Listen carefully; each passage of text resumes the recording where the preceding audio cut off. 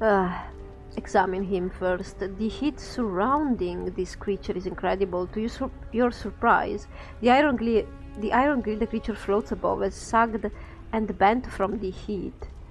At first you thought the heat came from the grill, but now you realize it emanates from the creature. As you watch, flecks of ash drifts from the writhing corpse and floats slowly to the ceiling. Greetings. The thing makes no response. It rides slowly within the flames. It lives, but it does not seem aware of anything other than the fire that surrounds it. Its skin is flame, its heart is flame, and you know, within some shadowed corner of your memory, that this thing is dangerous. Yeah, we heard a story about him.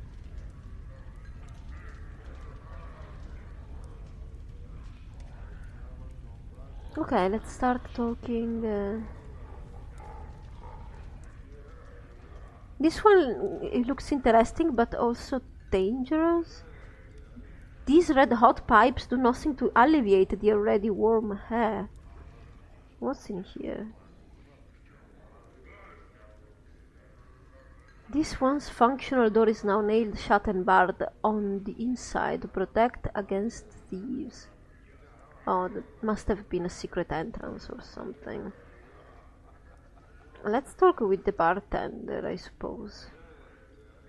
You see a leather-skinned man with just a hint of ashen color to his face. His teeth seem sharper than normal, and his eyes are filled with the boredom that comes with having seen too much. His voice is nasal and clipped. You again, eh? What do you want this time? You again? What do you mean? Yeah, you again. You got a hearing problem or something now. You was in here about 15 years ago. Wow, and you remember? That's a lot of time. Got all bubbed up, smashed up the place, and left a pile of coin that wasn't enough to pay for the damages. So you plucked out your own bleeding eyeball and tells me you'll be back to reclaim it when you got 200 coins together.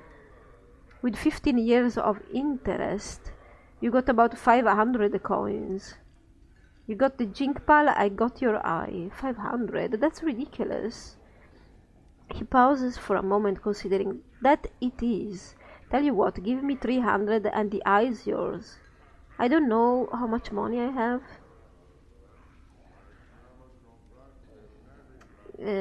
Can you talk to me for a sec?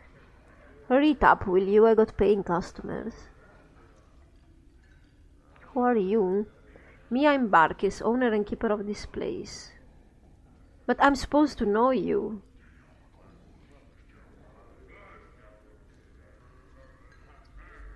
What is this place? Didn't you see the sign out front? Didn't you see the berk burning over the furnace when you came in? It's the smoldering corpse cutter, best damn bub house in Sigil.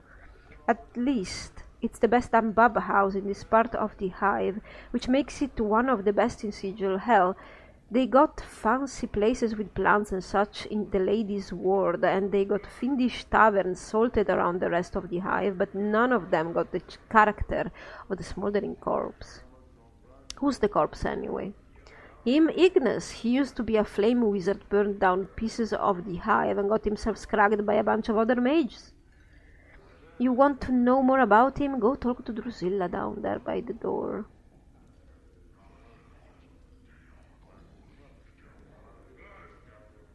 Patrons? I don't make it a point to interfere with the lives of the people who give me their hard-earned jink unless they ask me to, so over there is Kandrian, Planewalker. He's a good one to talk to about any planewalking question you might have. He's been pretty much everywhere. Down there is Ebb Crickness, an old harmonium basher. Don't hold that against him, and it out. He's got a good heart in him, and he knows Sigil up and down. Them fiends over there are Ethelgrin and Tigerin. Word of advice, don't deal with them. They might be low rankers in the fiend hierarchy, but they're still fiends. Then you got Ilquix over there, not trustworthy, and some mercy killers looking for some poor sod. Dakon the Jitzerai is a mystery to me. Don't know much about him. He don't talk much. Finally, you interested in earning some free bob? I don't know, maybe? There's a bubber over against the far wall, hanging about in the shadows, who's been trying to work up her courage to slip out without covering her tab. I want you to make sure she don't do that. You do it, you got free bub. Here for life. No, I want money. I don't want booze. I think bub is booze, right?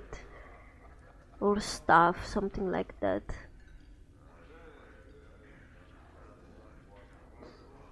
But I don't know. Maybe, you know, maybe I need experience, so there. I'll let you know when I'm done, I suppose. This bar has seen a lot of use. The scoring of weapons and talons does not mask the grimy building of years' worth of drinks that encrusts the surface of the bar. I'm looking for a journal. Journal, paper and words, friend. That sort of thing don't get much stock down here in the hive. Folks here can barely read the sign above the door, much less an entire journal. If you're looking for a journal, you'd do better to have a system instead of asking folks willy-nilly. Yeah. Thanks for the asked for advice.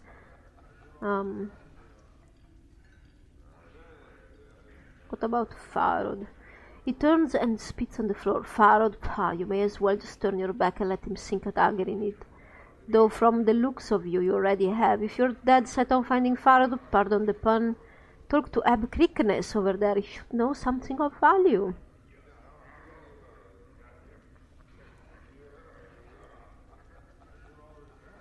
How much money do I have? 211. Well, I could buy my eye back. That would be... I don't know. That would be... Does it do anything? Well, in any case, we have some stuff to sell. So we might as well get to 300. Let's talk with this one first. What about Ale? You see a trim, muscular man dressed in clothing that is comparatively drab and mundane compared to most of the outfits you've seen in this city. He carries himself with an air of supercilious arrogance. He also looks dramatically out of place here. What do you want? He asked. Who are you? I'm Ale, warrior of renown. Surely you have heard of me? No. Can it truly be that none in this town have heard of me or my exploit? Alas, I shall have to prove myself all over again, and here I had thought my fame had spread across the world. Yeah, across the world or all the planes, man, because that's a lot. What world are you from?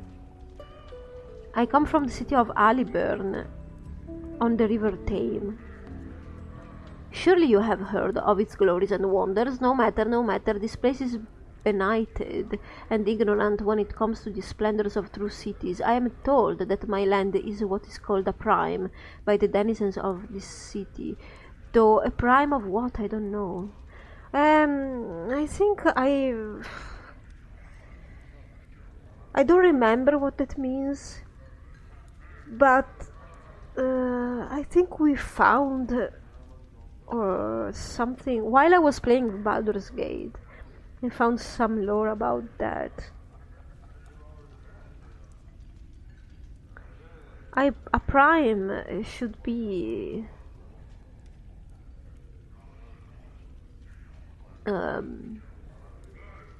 somewhere stable. I don't know. I don't really know, but from what I remember, I seem to remember, a prime is a stable plane. Like, you can travel toward in and out and through planes, but a prime is an established maybe plane. It would be like Baldur's Gate realm, like established, like people live there and it's stable and everything. I don't really know. This is what I seem to remember. How do you get here? Did you get here? I was chasing my old foe, the villainous life shade Third Tunnel. He pauses, waiting for acknowledgement, and then continues. He conjured this demonic magic and opened himself a doorway and hurled himself through it. Before he could flee me entirely, I threw myself after him and found myself here. Yeah.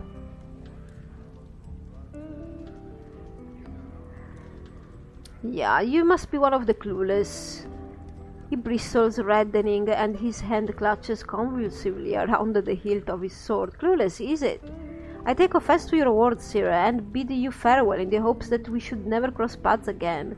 He turns away from you, still flushed with pride and rage. Really, I'm kinda one too? He sighs heavily and eyes you with disdain. Then be on it, scarred one, ask and be done.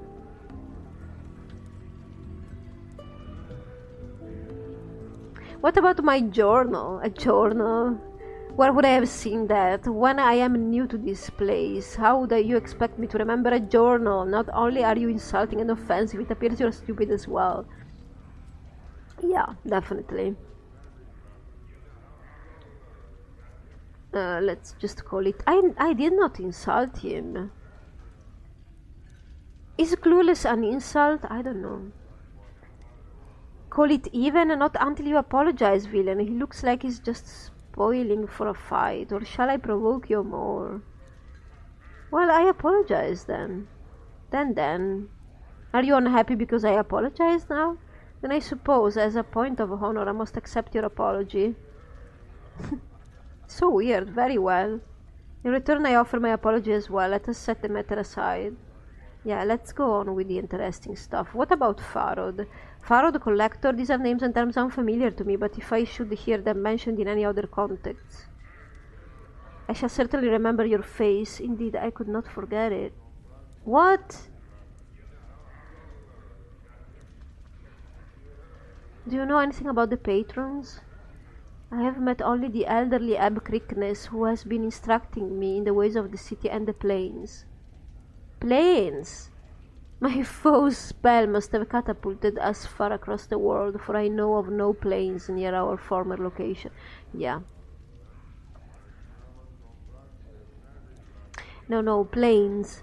As in planes of existence. They are planes of the imagination, of thought and belief. They are not physical prairies or grasslands, but other dimensions.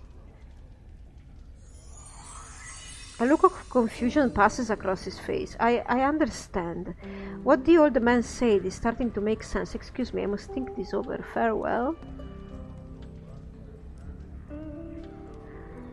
So, it's interesting. They are planes of the imagination, of thought and belief. So, where things are altered by your imagination, thoughts, and or belief. It's a little bit weird, because even the plane we are in right now seems to be pretty have its own laws and everything. I don't know, is our plane a prime? No, really, right? I don't know. I need to search what prime means. Well then, think about it. We have this guy here that's... Well... Oh! Kandrian. You two are talking? Let's talk with him. The man before you is old. Old. His dry yellow skin has the scars of one who has traveled everywhere and never rested long in any one place. His pinched face is inhumanly angular, and his ears sweep out from his skull, tapering to points. He wears a loose-fitting orange tunic, and a strange shimmering blade is strapped across his back. The blade looks to be a two-pronged glaive, made of some metal whose surface swirls like a film of oil on a pond. Greetings. The man turns to you, his eyes like polished coal. He stares through you, and for a moment you wonder if he might be blind. The weapon suddenly turns a dead flat black, mirroring the man's eyes. Are you alright? Hail, traveler. He says nothing for a moment, merely searches your face with his eyes. Hail, traveler. His voice is quiet and somber, like a wind whispering through the branches of a great tree. Hail. Your eyes are the weight of one who has traveled far to be in this place. The man meets your gaze, his eyes burrowing into yours. His weapon drains of its black color, resuming its shimmering you noticed before you spoke to him. Okay, yeah, so maybe the blade is emotional or something. It reflects emotion or stuff. I don't know, you could say that? Maybe I've always been here, I know not. The man's gaze does not waver from yours. I am known as Dakon. The emphasis he places on the word known strikes you as odd, yet familiar at the same time. You are not known to me. I do not know myself. That is for the best. In knowing yourself, there would be little in the planes left worth knowing. He falls silent for a moment, still studying you with his cold black eyes. I would know why you have come to this city. I'm looking for... I've not come to this city. I was here. I'm looking for answers. Speak your questions. I will hear. Your features are unfamiliar to me. What are you? A Jitserai. Ah, yeah. We have met one of those, but Morte told me not to speak to them. A Jitserai. Jitserai is one of the people. Oh, you're Dalish? Oh no. One of the people? A Jitserai. Oh, he's like Akunari. I see. Or what? What else could you be? Yeah, but what about your people? Dakor is silent for a moment, then speaks. Our history does not need to be made known to you. We would bleed to death on Time's Blade before I recited a fraction of the histories of our people. I don't need to know your histories, but I would know of your people as they are now. Dakor is silent for a moment. Know this and accept it as an answer. We are the people who make our home upon the shifting plane of limbo. With a deft motion, Dakon slips the blade from his back and holds it before him. Wait and see what happens.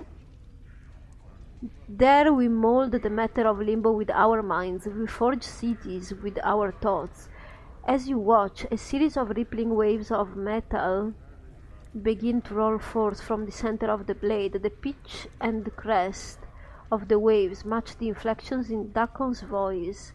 In its chaos we dwell, with only our knowing to preserve us. We are the Jitserai.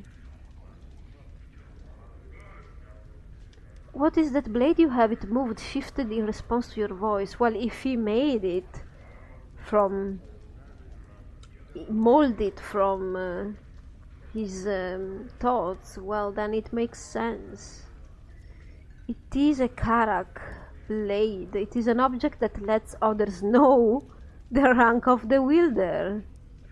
What does that mean?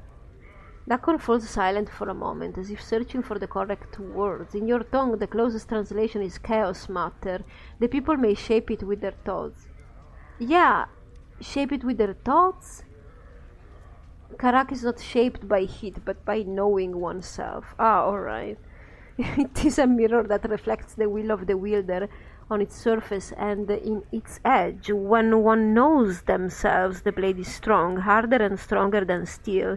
When one does not know themselves, the blade is as water, formless and weak. Yeah, I don't think he will sell it. But it could be an indicator for the Nameless One. But even though he's not a Jitserai? What rank does the blade signify? The blade is a symbol carried by the Zert. A Zert is one who knows the words of Zertimon. In knowing the words of Zertimon, they know themselves. Zertimon founded our race. He knew the Jitserai before. I don't know if it's Gitserai or Jitserai. I don't know. Before they knew themselves. He defined the people. He gave them one mind. Okay. You seem to place a special emphasis on knowing. What do you mean? All things, whether structure or flesh, their existence is defined by their knowing of themselves. And if a man does not know himself, When a mind does not know itself, it is flawed. When a mind is flawed, the man is flawed. When a man is flawed, that which he touches is flawed. Dagon pauses. It is said that what a flawed man sees, his hands make broken. Do you know yourself? Dagon falls silent. His cold black eyes take on the same distance that you noticed when you first spoke. Do you know yourself? When Dagon speaks again, his voice has changed. His words echo like a great stone dropped into a chasm. It looks like he's forcing the words from his chest. It is not my will that you know this.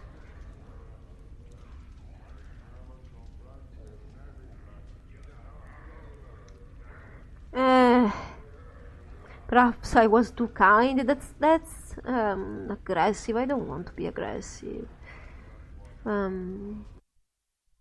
Let me see.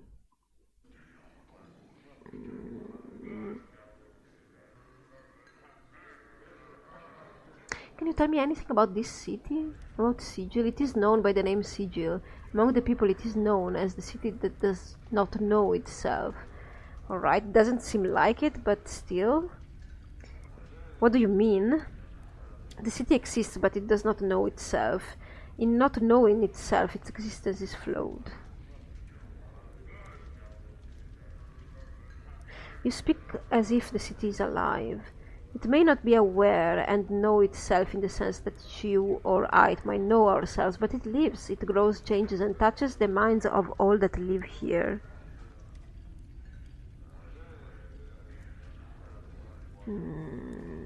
Why did you say the city does not know itself? The city exists in opposition to itself. It has set itself apart from the planes, yet it seeks to be everywhere at once. I see. Its walls are doors, yet it keeps these doors locked. Such an existence tells of a thing that does not know itself. In not knowing itself, it is flawed. Am I inside myself? Imagine if this is in the mind of the Nameless One. Everything is in the mind of the Nameless One. He made all of this. Since he doesn't know himself, then Sigil doesn't know itself. That would make sense.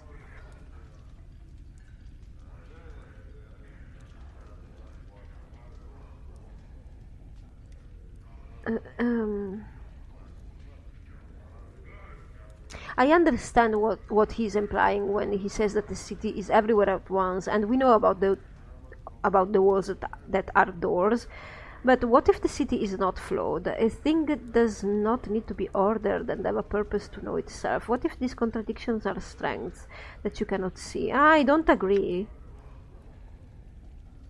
And what if the city is not flawed and you just do not know the reasons for its contradictions? There is order in everything. Perhaps there is an underlying pattern that you cannot perceive. Yeah, you speak as if the city is alive.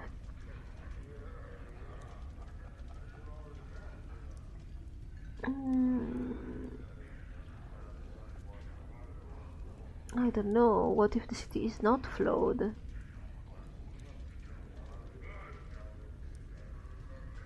Now, I believe it's good to know oneself. You never end knowing yourself, but still it's better to know yourself and keep investigating what you're good at and what you want and all that stuff. What if Sigil is meant to be like this? That I'm more interested in. You just do not know the reasons for its contradictions. There is order in chaos as well. Yes, I agree with that. It's not an order that people who live in societies would recognize. It's not an order I particularly like. Still there is. It's the non-order. Let's try this. Perhaps there is an underlying pattern that you cannot perceive. To your question, a question. What if the city is flawed and you see its contradictions all around you?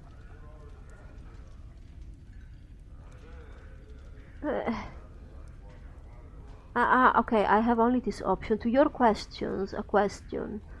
You claim this city's existence is flawed. You have accepted this rather than explore the possibility that something greater may exist. That suggests you are flawed and that you do not search for knowledge, but only for a convenient answer. Yeah. Dagon falls silent. There is no knowing the answer to the questions we have asked, yet the city exists. That is all. Yet I would maintain that we know ourselves by the questions we ask and the ones we do not. If we cease asking questions and accept only what we can perceive, then we will cease to know ourselves.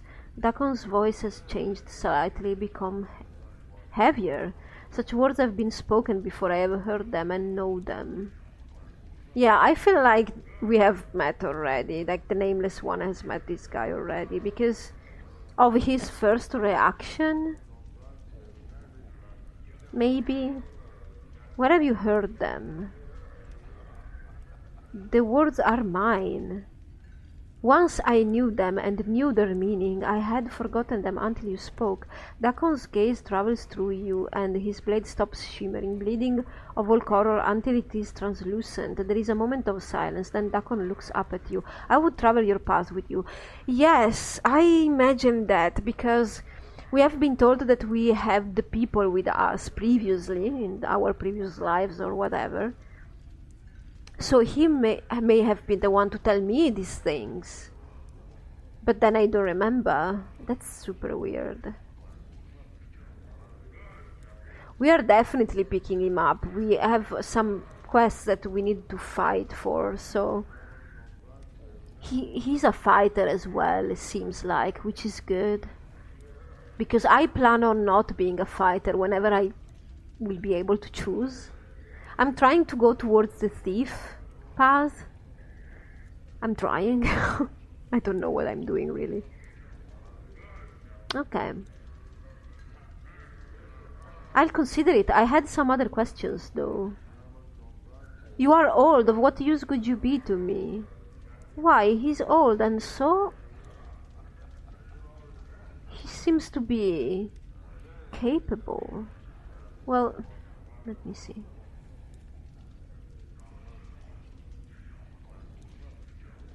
What about Faro? Did I ask you? Not known to you. Okay, so can we join then?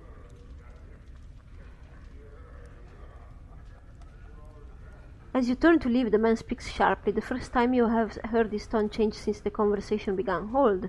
The man's voice levels out. The city is not known to you. I would travel your path with you. Yes, please. Let's try. Let's try this. I don't really want to try that. Your path is mine. Strangely enough, his voice seems distant, and it echoes as if he was speaking from across a great distance. Very well, let's go. Looks like my skills have increased. Really, Marte? That's good. Is that guy following us? So, let's see. Endure. Yeah, endure. In enduring, grow strong. Yeah, that's something. The unbroken circle of Zertimon. This small round stone is the unbroken circle of Zertimon. The unbroken circle is a third religious text containing teachings of Zertimon, the founder of the Jitserai people. The circle is made up of a series of interlocking circles that fold out from one another, depending on which branch the reader wishes to follow in the path of teachings. It is said that some Zerts spent years poring over the combinations of the plates, looking for new significance in the teachings. Dakon seems to use the text as a means of focusing his spell-casting abilities, for he pores over the tablet, occasionally memorizing the words. So he's a mage? That would make sense. Whispering Flask? This container holds a peculiar powder called Whispering Motes. Loose translation of the Jit expression. A form of healing power commonly used by the Jitzerai on the plane of limbo. When the stopper is pulled and the spice touched on the skin of a wounded person, the spice travels through the injured person's body, generating raw matter to fill up the holes in his physical form. No matter how small or large, in order for the spice to work, the user must concentrate on its healing effects. With the proper discipline, a practiced Jitzerai can even heal the greatest of wounds. In addition to its curative properties, it is also the element in several of the rites of passage. It is believed that the spice also fills in the holes in a person's psyche, removing doubts and giving them focus and purpose. I could use this and see what that is about. And the guys are leveling. Morte, do you want to? Okay. You're not giving me points anymore? No. Oh yes, thanks. I should start, maybe I should start with dexterity, but I'm completely taken by these 3 attributes, sorry. Completely taken. Completely. I have weapon proficiencies in fist and edged weapon. We are wielding an edged weapon, right?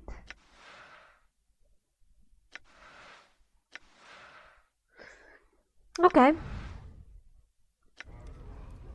Right? Am I mistaken? Edged, yes, good. Well, we are 3 now. I feel a little bit better since I am not defined yet. I was hoping him to be a warrior, but apparently he's a mage. Oh, he is a mage.